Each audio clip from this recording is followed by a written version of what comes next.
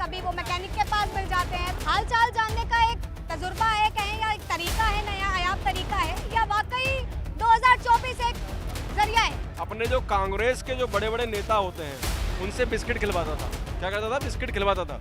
और अभी कुली तो इतना अच्छा बना है ये कि मतलब क्या बोलूं, जिसने ट्रेनिंग दी है इसको कुली की, या तो वो मंदबुद्धि था या ये बहुत बड़ा मंदबुद्धि है।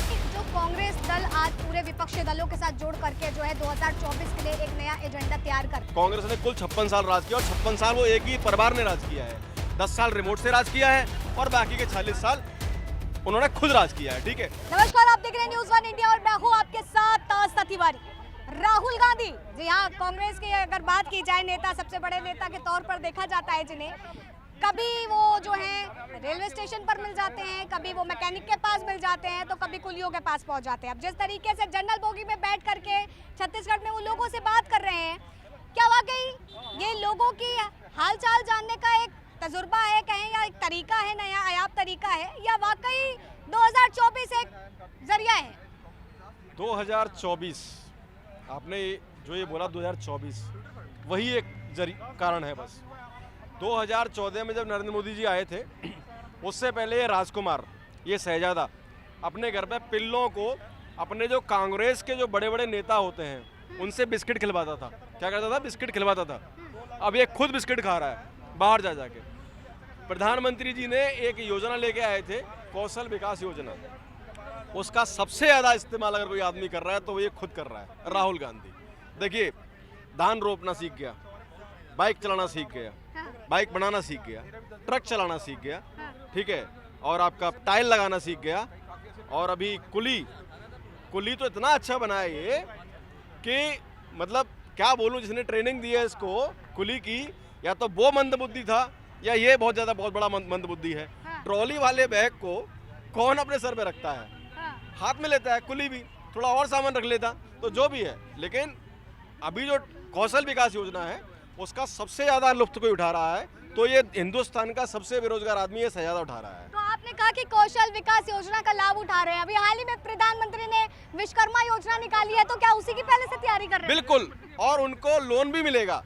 उनको जो कि योजना के अंतर्गत पहले 1 लाख रुपए लोन लेगा, उसकी कोई गारंटी नहीं है, क्योंकि मोदी साहब ने बोला है कि उनका गारंटर मैं हूँ, अपने उन विश्वकर्मा भाइयों का गारंटर मैं हूँ। उसके बाद 2 लाख का लोन और मिलेगा, तो 3 लाख का फायदा हो गया राहुल गांधी को। देखिए, अगर बात की जाए तो कोई भी पार्टी आती है वो जनता से जुड़ने का प्रयास करती है, जनता के बीच में जाती है। 2014 भी एक वो समय था जब जनता की आवाज बन करके नरेंद्र मोदी जी सामने आए थे। क्या वही चीजें कॉपी करके आज राहुल गांधी लोगों के पास जा रहे हैं? मुझे एक चीज बताइए आप, 1885 में जिस पार्टी का जन्म हुआ आज से 140 साल पहले, क्या उसको जनता से जुड़ने के लिए जरूरत है? उसने जनता को तोड़ा है। ये भारत जोड़ो यात्रा लेके निकलते हैं, बोलते हैं भारत जोड़ेंगे। टूटा कब था? भारत टूट गया है। आपको लगता है कैसे टूटा है? मेरे को लगता है किसी को नहीं लगता। इन्हीं को क्यों लगता है? जब महिला आरक्षण की बात करी जा रही है, जब महिला आरक्षण पास हुआ राज्यसभा में और लोकसभा में, ठीक है, लोकसभा में 400 कुछ वोट पड़े, सिर्फ 2 वोट खिलाफ थे, वो भी असदुद्दीन ओवैसी की पार्टी के, ठीक है। उसके अलावा राज्यसभा में पूर्ण बहुमत, ठीक है, सिर्फ 1 वोट खिलाफ था।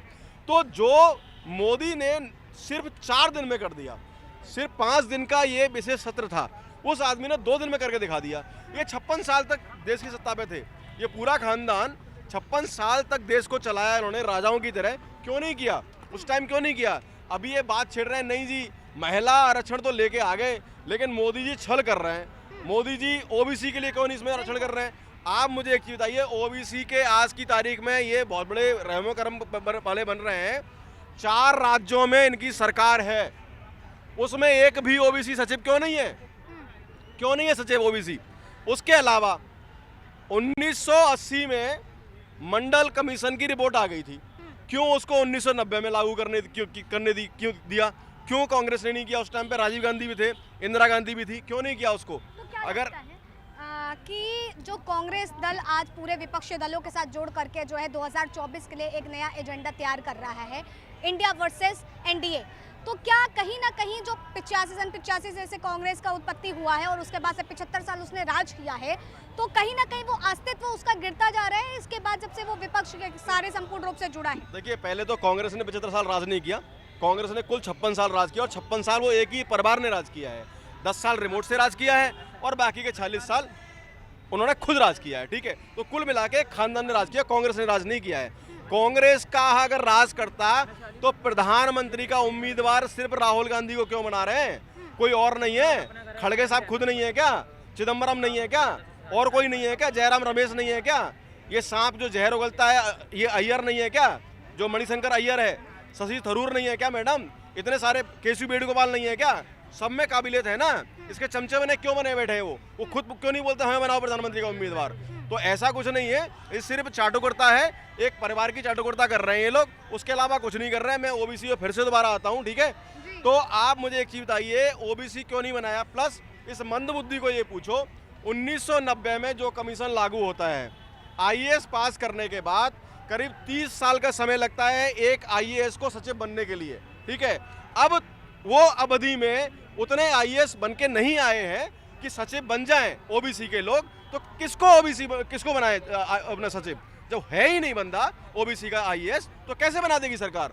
मतलब सोचना समझना कुछ है नहीं, जो चमचों ने लिख के दे दिया वो ही बोल देगा। कह लीजिए आलू सोना निकलता है। आज की तारीख में, आज का ही बताता हूँ आपको मैं, सुबह का एक वाक्य बता रहा हूँ आपको मैं।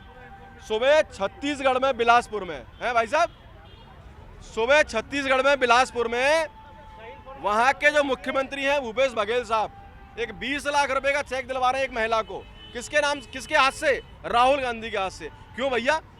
उस प्रदेश के मुख्यमंत्री तुम हो, राहुल गांधी सिर्फ एक सांसद है और वो भी वायनाड से। मतलब उसको आपने क्या समझ रखा है कि राजा महाराजा है वो राहुल गांधी? आप खुद को देने में शर्म आ रही थी क्या आवास योजना का?